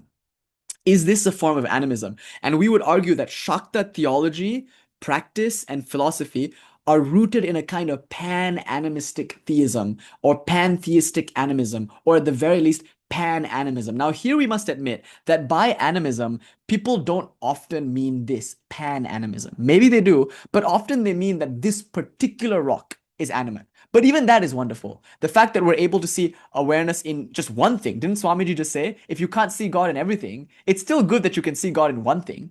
And then having seen God in that one thing, go on to see him in some other thing. And here we should use the word her probably, but it doesn't matter. Because by her, we mean Shakti, the energy that is in all things, that is all things. But if I cannot see that, if I cannot approach things pan-animistically or pantheistically animistically, at least I can approach one thing and see it as animate. And therefore we have a murti.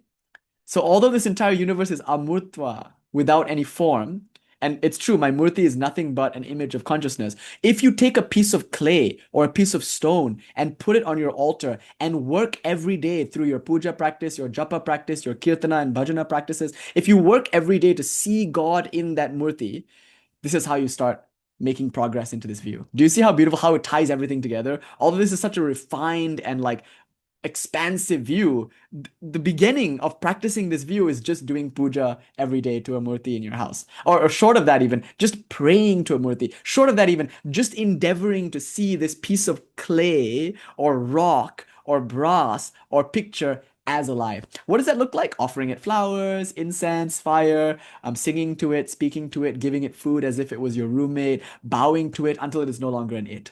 That's what you do. You just keep an image of your favorite form of God. And that's why Swamiji says, in something you like best. I just happen to like Kali best. It's my favorite. There's nothing better than Kali. She's the best. I'm in love. She has that effect. So I put it there. I could have put Kuan Yin there or something. Remember I told you that joke? Anyway, so I could have put Kuan Yin there, or like I could have put anyone. They're all equally great. I just happen to like best this crazy girl. You know, so I put baby girl on the altar, and now I look at her and I feel happy. But she's, you would say, a piece of brass. She is inert. She's jara. She's matter. Is she not? And for many people, that's the case. They get a Ganesh and they put it on some shelf somewhere and they like forget that it's there. You know, they have a murti, but it's not, it's just another item in the house for them in a worldview that sees the world as inert.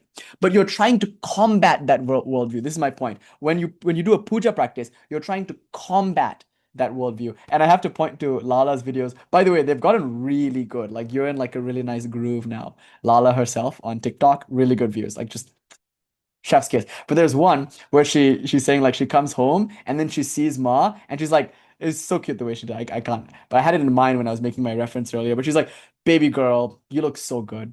I just want to give you some flowers. I just want to give you some japa. That feeling of coming home and looking at your altar and seeing a picture, a painting, or seeing some brass object or seeing some stone object and being able to say, baby girl, you fine. Let me offer you some flowers. Like being able to respond to that brass. It's just Lala herself, Lalla herself. It is just Lala herself. There she is right there. But like you could say like, oh, like I am now able to see life in what I would previously have considered inert metal. It's just brass, or it's a Shiva lingam. It's just a rock. Like I don't respond to it the way I respond to another person, except now through daily practice, by offering flowers, incense, fire, food, by praying, by bowing. Each time you see, you bow, you communicate. Now, more and more, you're starting not to project life into something that didn't have life before, but to recognize the life that is already in that murti. And you start there first. Because again, it's very hard to see God in everything unless it isn't. But for most of us, it is hard to actually see God in everything. Swamiji even gives an example there. He says, like, you might have this view until you go on the street and somebody pushes you. And then you clench your fist and the blood rushes to your head and the whole picture is gone. You forget this teaching when you're actually out there in the world interacting with people. It's hard to say, oh, you're all God. You know, I was in the flight and the way the layovers worked was that, and one of my flights were delayed. So the way the layovers worked is like my next flight was boarding, but my current flight was just parking, taxiing, so like the flight was already boarding, but this flight was taxiing. And I was like, I guess we might stay in North Carolina tonight, like which would be cool. I could meet some of you, but I was like, oh, like I do want to get back for Guru Purnima. I would like to catch this next flight back to LAX out of North Carolina, but it doesn't look like we're gonna. So anyway, the plane stops and I'm like, but don't worry. We have the cheapest seats. That means we're in like boarding group 9 or something. So we're gonna be fine. They're gonna be boarding. We're probably gonna make it. So I'm standing there. We're in the back of the airplane. I'm about to and there's someone in front of me. So I just asked him. I said, "Sir, do you mind if I cut ahead? I have a flight boarding at 2. So do you mind if I just like get around you a little bit? Because he had a very big family and they were getting all the bags. So I just wanted to like make my way through." And he got upset. He was like, "Are you even telling the truth?" And then I said, "Are you questioning my honor?" I said that. In this country, is it that people lie that you should question my honor? And then he said, "Oh, humans, But like in that moment, I'm not seeing God in this guy, right? Like in this moment, I'm asking if I could kind of, if the answer is actually no, then just be like, no. But instead, you're accusing me of telling a lie, the thing that I hold most sacred, truth above all, that we should die for. You're saying that I'm lying about when my flight will take off. So in a moment of reaction, I'm not angry, but I am definitely titillated. I pull out my phone. I'm like, look, it boards at 2 p.m. And then his wife like freaks out. His wife gets so angry. She's like, "Fuck, just go already. Just go."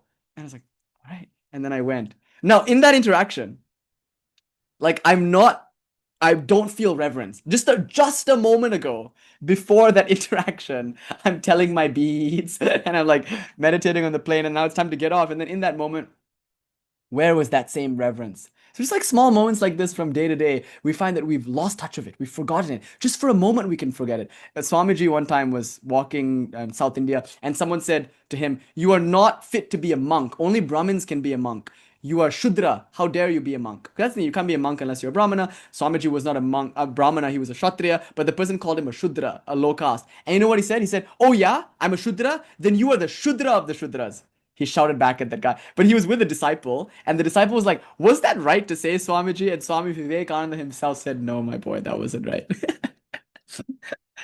Durvasa's types, there can be a little irritability sometimes. But like, no, like that anger, that irritability, Swamiji calls it out in God and everything. He says, "Somebody pushed me on the street and the blood went to my head and the whole picture is gone. I became angry. I clenched my fist and I forgot that person was God." It's not so easy.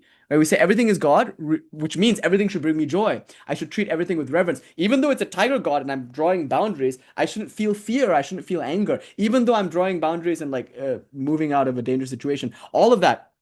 But we can't, most of us, go right into that view. This Isha-vasyam idagam sarvam, it doesn't feel real to us. So we have to start somewhere. And the place to start, arguably, is in worshipping a murti. So that's why Swamiji says, see God in one thing at least at first, and in the thing that you like best. So one way to start practicing this view, to start practicing this radical non-duality of Śaiva, Śakta, Tantra, is to just start with a murti.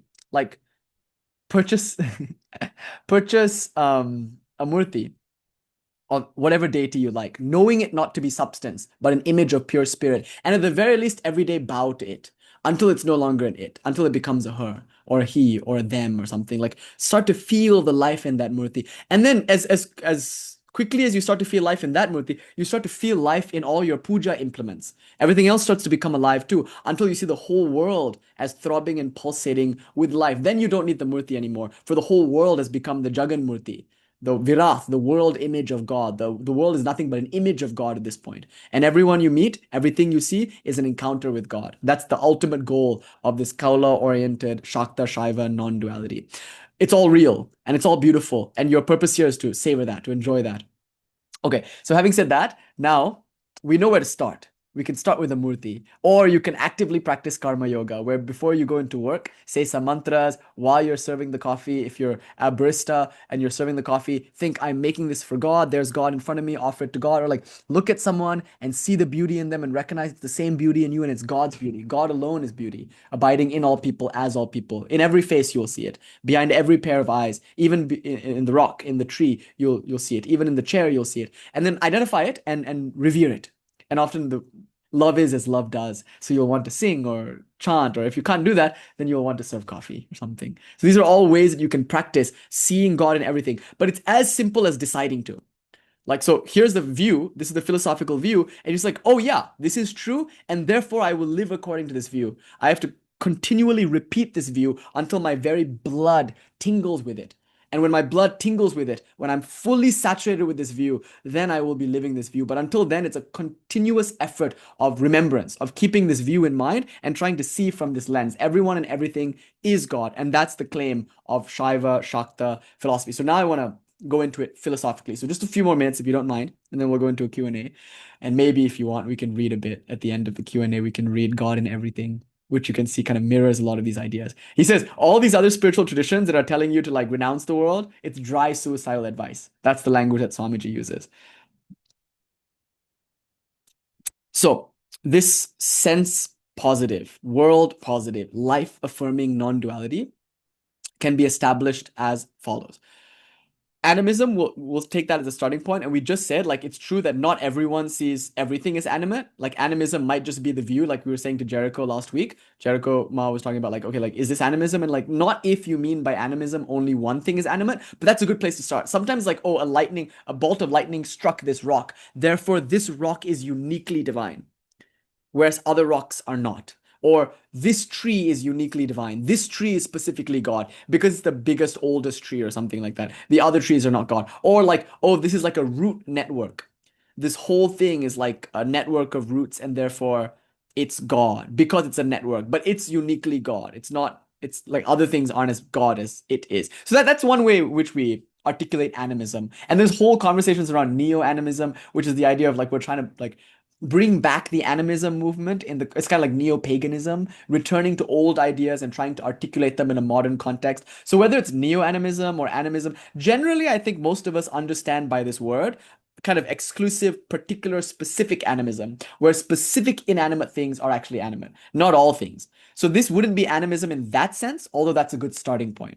This claim, this foundation of all Śakta philosophy, arguably, this non-dual claim is as follows.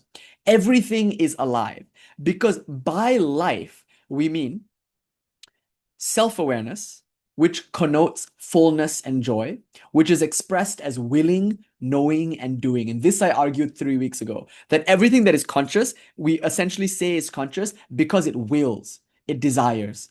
And not only that, it articulates its desire as a knowing and an acting. So it desires to know something, and because of that knowledge, it acts. So knowledge is a kind of action. This is important to point out, but cognition itself is a dynamic activity. Knowing is an activity.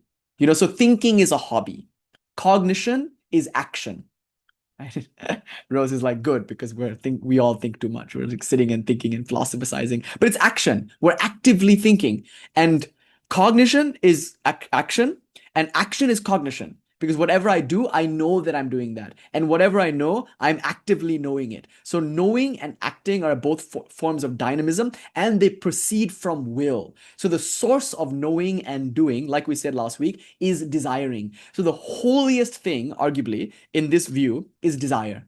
And you can call it anything you want. You can call it aunmukya, which means eagerness, which evolves into icchā, which means will. This was the language we were using last week. Or you can call it pratibha, which means something like creativity or inspiration. Like whatever you want to call it. You can even call it kama if you want.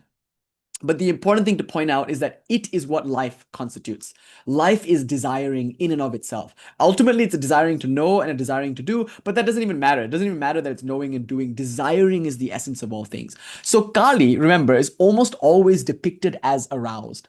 She's always eager for sexual union with her Lord Bhairava. That's part of a dhyana mantra. Because arousal is one of the strongest forms of desire, arguably, that we feel, and therefore it's one of the most divine expressions of God in this tradition. But any desire whatsoever, whatever its form, is essentially principally one and the same desire. So whether it's a desire for sex, or for chocolate cake, or for money, or I also recently saw the film The Materialist, which I enjoyed tremendously, but also there it's an analysis of desire.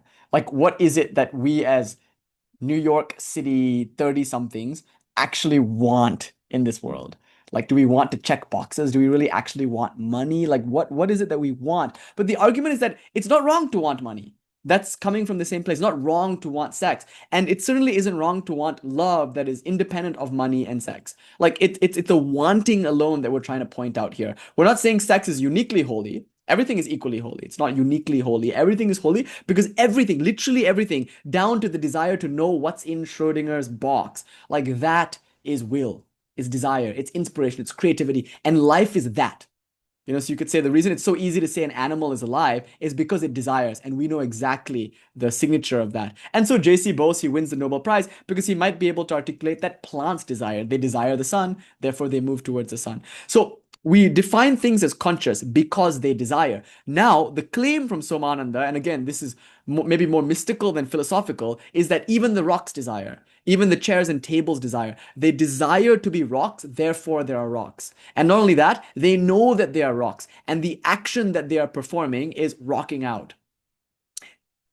They're rocking and rolling. That's what they're doing. That's what they do because they know they're rocks and they want to be rocks. Or rather, I should say, Shiva wants to be rocks. So this is the more radical dimension in Somananda's view, that like even rocks desire to know and to do. But by animate principle, by life, we mean desire. And by desire, we mean like exactly willingness to know and to do.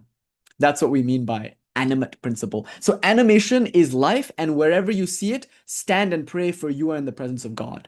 So wherever you see a rich person struggling to make more money, wherever you see a drug addict reaching for the syringe, wherever you see a dog making its way to a doggy bowl, wherever you see lovers kissing or holding hands or making love, wherever you see someone eating a nice meal, wherever in this world you see desire and its manifestation, stand and pray, for you are in the presence of God. That God is nothing but icchā-śakti, desiring itself. So this is one of the fundamental premises of Shaktism. Shakti is dynamism. She's life. She's the animating principle, and desire is the animating principle. That's why those who repress their desires or fight against them or problematize them often end up desiccated, hollowed out skeletons, zombieing their way around this world. You know, they become cut off from their life force. So red is the color of arousal. It has a bad rep, actually. You know how people get angry when they look at the color red? Or they get hungry? Or they get horny? Do you know red is associated to all of these things? Like there's psychological studies around like the color red. And there's this myth that when you show red to the bull, you aggravate the bull. That's why the conquistador shows the red and the bull's like... and he charges because he sees the red and he's angry. So you probably heard this, that red... unlike blue, which is calming, that's why they paint the baby's room blue. But unlike blue, red has the effect of aggravating you. And haven't you noticed some of you chanting Kali mantras? Aren't you getting aggravated sometimes also? Like anger, arousal, fear, and of course, anger, fear. Yeah, I think that covered all of them. But like this kind of vibration, this long wavelength, low frequency, arguably vibration, is captured in red. Red is blood, and blood is seen as impure by the patriarchal Brahmanical norms. Not to use any of these words pejoratively. It's just a fact that blood is a polluting substance, especially menstrual blood. Because notice, menstrual blood is not only blood, it's also related to a time in a woman's life where she might be, and this could obviously be a stereotype, but where she might be especially intense. You know, there's like, who knows if PMS is really a thing, but you could say there's a perception that during a woman's menstruation, she is very much a woman, in that, if you define femininity as Kali, in that she might be especially irritable or especially angry, or maybe in some cases especially aroused. Not always, sometimes ovulation kind of coincides with arousal.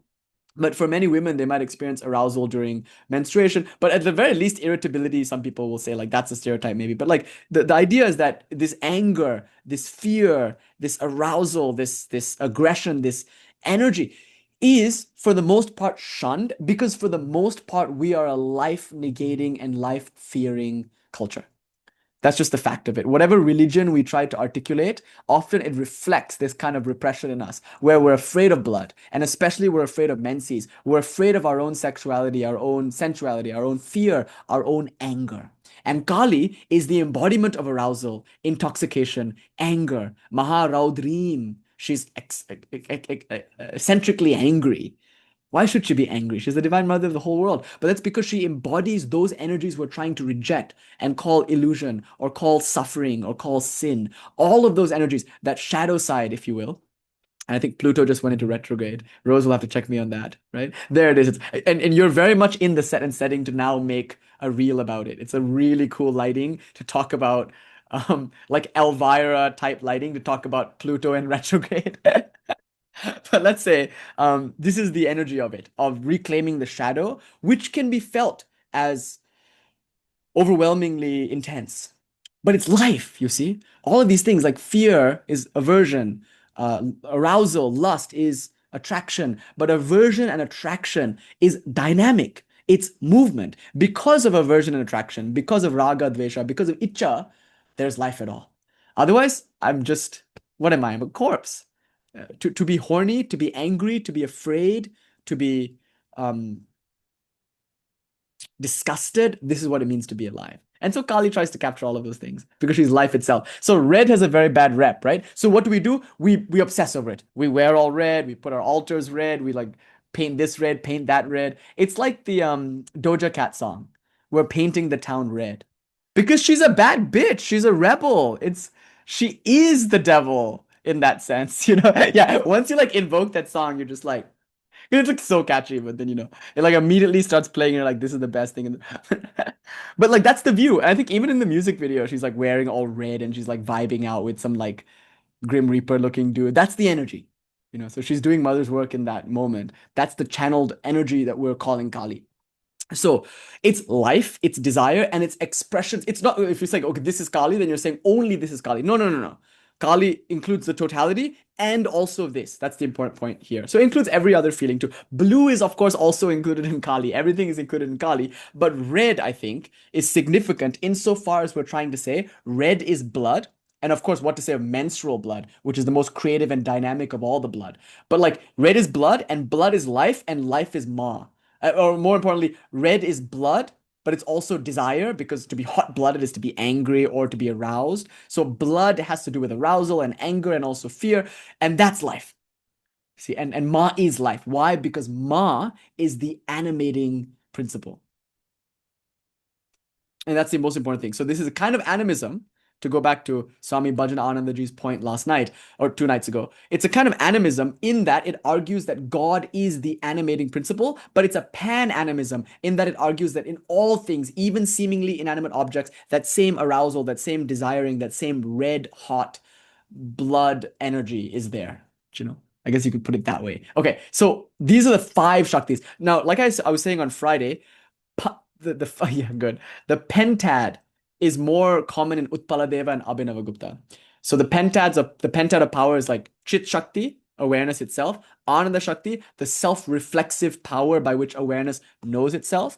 That's the pentad. And then the other 3, Iccha, Jnana, Kriya. So these are the 5 powers. Awareness power, bliss power, which really means awareness reposing in its own innate fullness, willing power, knowing power, and doing power. There are 5 powers. Just like there are 5 faces of Lord Śiva, there are 5 powers. But although these powers are 5, they are really one. It is Shakti itself. So Shakti is one power instantaneously expressing as these 5, and that one power is not different from Shiva. So Shiva is essentially Shakti. Shiva Swabhava Iti Shakti. But then in Somananda, you don't really get a pentad. I mean, you do. Nivritti and Aunmukhya can be considered. But really, it's more like a triad. It's a trika. So it's a tetrad of powers. So here, no, not tetrad. Tetrad is 4. Triad. It's a triad, right? Tetrad is 4. Yeah. Triad is 3. So 3 powers. We have Iccha, Jnana, and Kriya, and Aunmukhya is part of it. It's like Aunmukhya becomes Iccha. Aunmukhya means eagerness, and eagerness is a delimiting of the unlimited desiring of Shiva. And even Nirvritti is unlimited joy, unlimited bliss, unavachinnananda. So Nivritti is Lord Shiva's essential nature, which is bliss in and of itself, unlimited oceanic bliss. And Aunmukhya is that bliss limiting itself to a particular desire. So like, I desire to be Viranatha or Annapurna or Nishant, like that desire to be something, or like a rock, that's Aunmukhya, but it's not yet articulated. Iccha is when it's articulated. Iccha is when God says, I will be a rock because I desire to know myself as a rock and to act as a rock. Just the way a king might desire to be a beggar for fun. So that delimiting power is called Iccha, Jnana, Kriya, and Aunmukhya is really just the outflowing prasara, Drik Kriya Shivaha, the outflowing energy of that knowing, willing, and doing. Okay, having said all of that, it's really only one Shakti. Whether it's a triad as in Somananda or a pentad as in Utpaladeva or Abhinavagupta, we're talking about one animating principle, the desire to be and to know and to do. That's essentially what it is. The desire to be, to know, and to do. And that desire is the animating principle. It's called Shakti. So the next time you're afraid, the next time you're aroused, the next time you're angry, stand and pray, for you are in the presence of God, arising in you as the animating principle. That's why whenever we see blood, how we see blood, it's like that claim, like when you get a thirst for violence or like warfare, you get a kind of bloodlust. But when we see blood, we Shaktas get a bit mad. We think of our goats and our balis, and we think of, when I was young, I told you that instance of, I was a very young boy and we were in a kind of Shakta ceremony. Actually, no, it was a Murugan ceremony, actually. And then a woman jumps in front of me and there's a spear through her tongue and she's stark naked and she's screaming in ecstasy. And these practices have been outlawed since. The governments take stands against them. But then blood was flowing down her bare breast and her tongue was sticking out and she was screaming. And it was like, she was a very dark South Indian woman with big hair, disheveled hair. I was like, Ma, and before I could even articulate Kali or Shakti or anything, my parents would take me to Shakta temples. I didn't even know that. It doesn't occur to me, oh, this Shakti is different from Shiva. I only knew that in the Shakta temples, I got the chakra sadam, the sweet rice, and in the Shiva temple, I got the sour rice, and I preferred the sour puli sadam. That's all I really knew about my time in the temples. But that was one moment when I was like distinctly aware of that energy. And that feeling never leaves us, I think. That Shakta reverence for intensity, for life. I think that's been reflected in my dating history a little bit. But just intensity, like rage, anger, fear, like power, all of these things we identify with Shakti, and we see it in the color red, we see it in any expression of dynamism. So Sri Ramakrishna would say, if you see a good musician, know that that's a particularly strong manifestation of Shakti. If you see a good orator, a good public speaker, a person who has a big following, there's Shakti. Anywhere you see life, worship it. Don't call it an illusion. Don't call it void. Don't call it sin. Just call it God. Deify everything, including fear, anger, arousal, including eating chocolate cake and having an orgasm. All of these can be articulated as equally divine. Running is divine. Remembering something that you forgot is divine. Hearing good news is divine. Laughing at a joke is divine. Seeing a friend that you haven't seen for a long time is divine. I'm not making these up. These are actual verses in Somananda and the Vijnana Bhairava Tantra. And of course, orgasming and saying, ejaculation doesn't just mean through the genitals. It also means through the mouth. So sometimes when we come, we also say something. An atheist might say, oh God, or like that joke where when we're coming, we say we're coming, but then the British person says, I'm arriving. Whatever, like whatever comes out of the mouth, it doesn't have to be during sex either. Like any other time one ejaculates, it's called visarga, through genitals or through the mouth. That is divine. This is Somananda says it. And running is divine. And hearing good news is divine. Meeting an old relative, as the Vijnana Bhairava says, is divine. Laughing at a joke, kuhanena, it's divine. Like all of this is divine because it's life, you see. And life is the animating principle, which means desire, which means Shakti. And it's non-different from Shiva. And I think we'll leave it at that. So this is just to establish what Shakti is and to show how in Somananda's view, there is only one consciousness, which is nothing but desire, desiring to be all this, and all this is nothing but it fulfilling its own desire to be, to know, and to do. And therefore, it's a world-affirming philosophy, it's a non-dual philosophy, and next week, I intended to do it today, actually, but I got too excited about the animism stuff. But next week, we'll offer more philosophical proofs for it. So next week will be a kind of guided meditation. It'll be a lecture. We'll lecture, of course. But it's going to be like, I'll present a few ideas to lead us to seeing how this can be true right now, right here. That everything is within me, as me, and equally conscious as me, and that I am conscious as Shiva, which means the desire to will, to know, and to do. This Aun-Mukhya. So may this be an offering to that God who is desire itself, who I'm calling Shakti, who I'm calling Kali. May this be an offering to every drug addict reaching for the syringe. May this be an offering to every dog reaching for the doggy dinner bowl. May this be an offering to every rich person pursuing more wealth, every poor person pursuing wealth, every lover pursuing the beloved. May this be an offering to every murderer pursuing his or her or their quarry. May it be an offering to the lion, may it be an offering to the wolf, may it be an offering to the lamb and to the gazelle, may it be an offering to life in all of its applications, for life itself is God. Om Shanti Shanti Shanti. Hari Om Tat Sat. Shri Ramakrishna Arpanam Astu.